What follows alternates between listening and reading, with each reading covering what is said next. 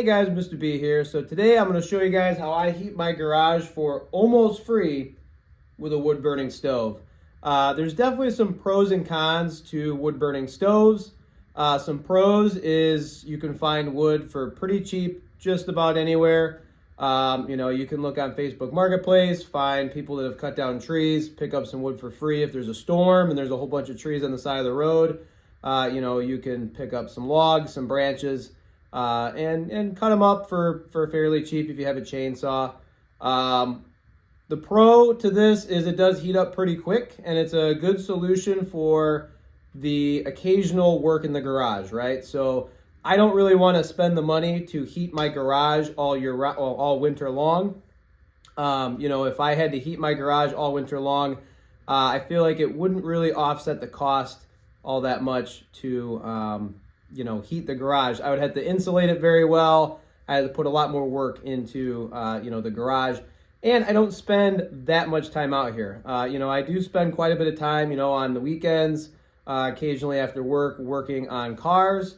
Obviously I work on a lot of cars here, but I'm not out here every day. I'm not out here 24/7. It's not, working in this garage, it's not my full-time job. So to heat this garage with natural gas or other heat sources, an oil burner even, and run it constantly, it really wouldn't be worth it, in my opinion. With a wood stove, it will heat up fairly quickly. Once you get the fire going, I can get this 2-car garage up to easily 45, 50 degrees in under 30 minutes. If I'm out here for an hour or two, depending on the temperature outside, I've even had the garage up to 80, 90 degrees before, to where I had to kind of dial down on how much wood I was throwing in. So if you want to heat up a garage quickly, this is probably the way to do it. Some cons with a wood burning stove is, of course, you do have upfront costs, right? You have the time commitment to splitting the wood, gathering the wood, stacking the wood, finding the wood to burn in the first place. Splitting the wood can be a little bit challenging if you don't have a log splitter. So I did have to fork over some labor in my case to get a log splitter. I did some work for a guy and got a log splitter. If I had to buy it, it probably would have been about $400 for a log splitter. The stove itself, I actually got for free, thankfully. I found it on Facebook Marketplace. It was in somebody's basement, and as long as I could get out of their basement, it was free. So you can find the stoves themselves for pretty cheap secondhand. You got to be careful with what you're buying because sometimes they're cracked and they don't really work all that great. And you got to make sure you get one that's the right size, right? If this one was any bit smaller, it would probably take me a lot longer to heat up my garage. Another investment you can make, which these aren't very cheap, is one of these fans. It does help push the heat further towards the front of the garage by the garage doors. Is it necessary? No, you don't need it. Is it helpful? Yeah. It doesn't run on electricity, which is nice. As it heats up, the fan motor starts to spin and pushes some of the heat further away from the stove. It also keeps the stovepipe temperatures down a little bit, which helps with the heat closer to the wall. But yeah, overall, I'm impressed with this setup. It works very well.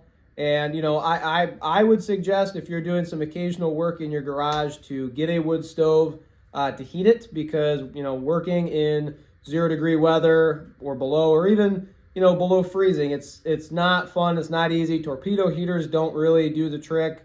And some people do worry about carbon monoxide. I've had carbon monoxide detectors out here, and I've never had an issue with carbon monoxide coming from my wood stove. Of course, that is something you need to be cautious of. You need to check. You need to, make sure that your stove is not putting out any carbon monoxide. If it is, you need to trace and figure out where there's possibly some leaks or issues. But overall, I would say choosing a wood stove to heat your garage is a good, viable solution for an almost free outcome. And I'm going to say almost free because you have to spend time and you have to spend a little bit of money to make this happen. But once you have this all set up, getting the wood and gathering the wood and splitting the wood is really your only upfront cost at that point.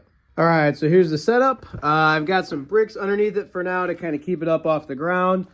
In the future, what I want to do is I want to weld some angle iron to the side of this and run it down to the concrete and actually anchor it into the concrete so it doesn't move around too much. But for now, it's okay. It does work. You know, you got your door right here. Obviously, the fire's going. I don't have a ton of wood in it right now, but it is heating up fairly well. So even with a small fire, the temperature of that stove right now is 330. And the pipe itself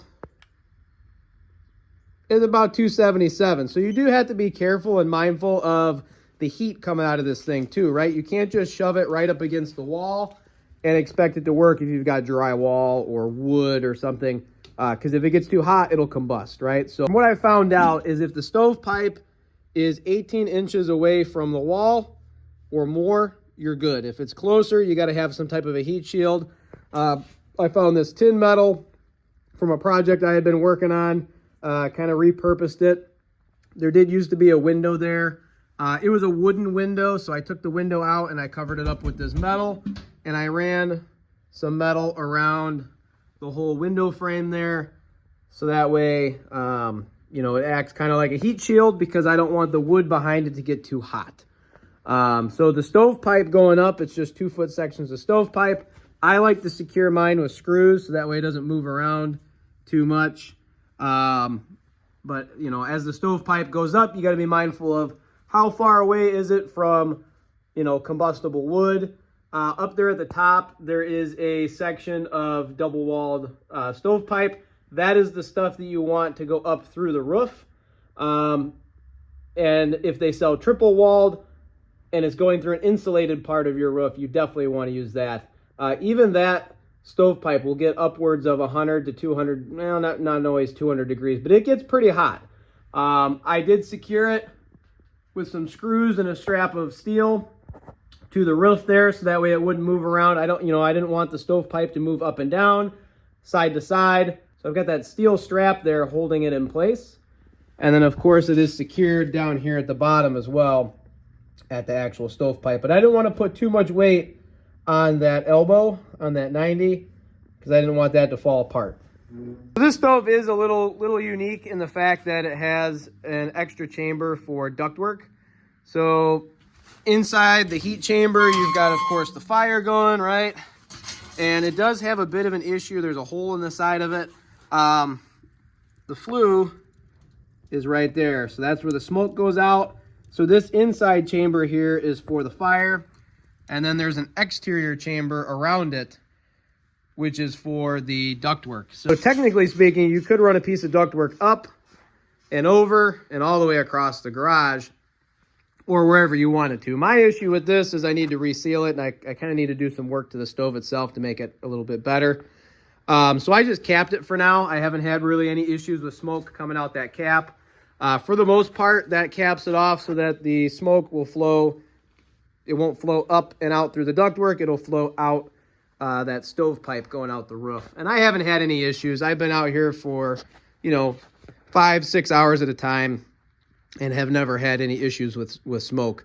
So just kind of a unique thing about this stove in general, but something to look out for as well. If you're buying a secondhand stove, you might notice that, like on this one, I need to go through and fix some of the welds.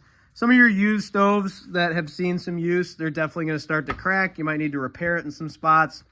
So definitely something that I'm going to work on this summer, maybe even fall coming up to prepare for the next winter. So the stovepipes are fairly reasonably priced.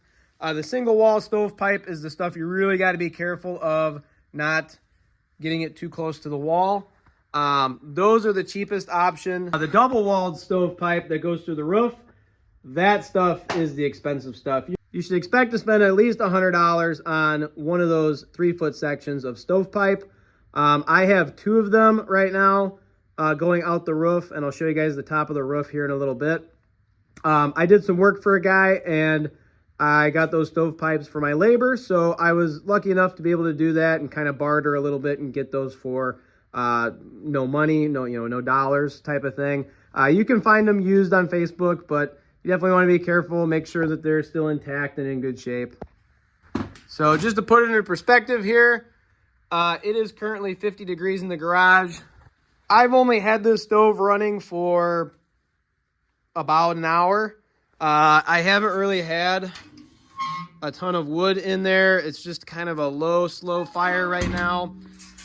The other thing too that you have to think about is maintenance on the stovepipe, right? Over time, creosote will form in the pipe, and you don't want too much of that to build up. Otherwise, you'll have a fire inside your stovepipe. So what you're gonna need is just once a year or even twice a year, depending on how often you use a wood stove, you got to get a cleaning brush, and it comes with these rods that you can run down from the top up on the roof. You can run it down through the pipe and clean out the whole pipe. You know, these are fairly cheap. This whole setup might run under $100. And of course, I also found this whole setup secondhand. I was able to barter for it and use some labor to pay for it, along with my log splitter. So this is what I use to store my wood. I've got just an old pallet with some 2x4s and a metal roof on top. This is all the stuff that I use for like kindling, construction cutoffs, sticks from the yard, you know, all the stuff that you would normally just throw away. Pallets work well as well. You could take those apart and use those. They're nice and dry usually. So that's good stuff for kindling. And then I've got another stack here of firewood for, you know, my main logs. For the wood, with this stack here and that stack there, this has lasted me actually about 3 years. Did have this whole area here stacked up with wood as well. I've replenished it twice, and that's lasted me 3 years. So to put it in perspective, I burned this much wood twice, and I still have this much wood left over after 3.5 years, pushing 4. So now I'm up here on the roof, and this is where the stovepipe comes up out of the roof. You know, you can see there's a cap here. Right here on the roof, we did have to make out of some 2x4s a platform for the pipe to come up out of the roof. Got this trim piece right here that kind of helps seal the stovepipe where it protrudes out of the roof to prevent any water leaks. We had to kind of get creative with it because we did this with just materials we had laying around. I didn't go to the store and buy any of this. This is all just extra pieces from old projects because the goal was to do this for as cheap as possible. I had some shingles laying around as well. So we took some old flashing and we put flashing over top of this, put caulk all around it. We secured it with some pole barn screws because they got gaskets on them, and caulked in between all the flashing pieces and tried to overlay them so that if water got on here, it would run this way instead of back in. Underneath the shingles, we definitely put a whole bunch of caulk in there just to be safe.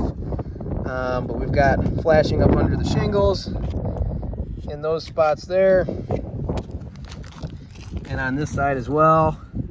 And the flashing runs up along that wood piece that we built to support this piece of flashing here, and also the stovepipe. So you can see how we kind of built that. And it does work. There's no leaks, and this is all just stuff that we had secondhand. One thing I noticed is to seal around the top of this, you could probably buy a rubber boot to go over top. I might even do that in the future if I need to. But one thing I noticed is it gets too hot for any like type of normal caulk. So I went, and even if this is just temporary, I went and bought some red RTV silicone. It is high temp silicone, good for 600 degrees. You can buy that at your local parts store. I put that all the way around to prevent water from going down the pipe and getting on the pipe inside the garage. So as far as upfront costs go for what I have into this whole setup here, I don't have a whole lot. Really the only thing I had to purchase from the store was some stovepipe sealer, some screws, this piece of stovepipe here, and the 4 sections of stovepipe going up to that double-walled pipe. Overall, this whole setup, I only have about $150 into it. A lot of what I've used is either secondhand, Facebook Marketplace, cutoffs from other projects, you know, stuff that I had laying around that I could recycle. I did get lucky and found this stove for free on Marketplace. So there are definitely ways to cut costs when it comes to using a wood stove and be able to get this set up for fairly cheap. Luckily, the log splitter I was able to get for my labor and a couple pieces of the stovepipe. So, you know, I do have to understand, and you guys have to understand that if you're not able to barter your labor, then you're gonna have to buy it outright, right? So a used log splitter might run you $200 to $400. You know, you could split it by hand, but it's going to take you a lot more time and effort to where it might not even be worth your time, depending on, you know, your situation. But as far as like the upfront costs, if I had to actually buy everything that I have here for this setup to heat my garage for almost free, I'd be looking at anywhere, you know, you would be looking at anywhere from $500 to $800, or even a little bit more to buy everything to install this wood stove. And of course, there's pros and cons, right?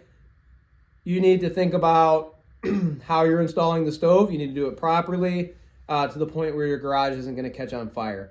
You know, people do worry a lot about it, and there are issues with, you know, some people's setups. Is my setup here perfect? Probably not, right? Because I'm using secondhand stuff. But you also have to remember that the pioneers, right, back in the olden days, when they heated their homes and that, they did a lot more with a lot less, right? So be safe, do what you need to do. You know, make sure that you're not going to burn down your garage or your home or have carbon monoxide poisoning, but also understand that you can think a little bit outside of the box when it comes to this. You know, just make sure that the way you're doing it is safe enough to where it won't cause a fire. But other than that, I mean, as far as, you know, heating a garage with a wood stove, it works very well. And this is how I do it for almost free. So if you guys found this video helpful, please go ahead, hit the like button, hit subscribe, and follow for more.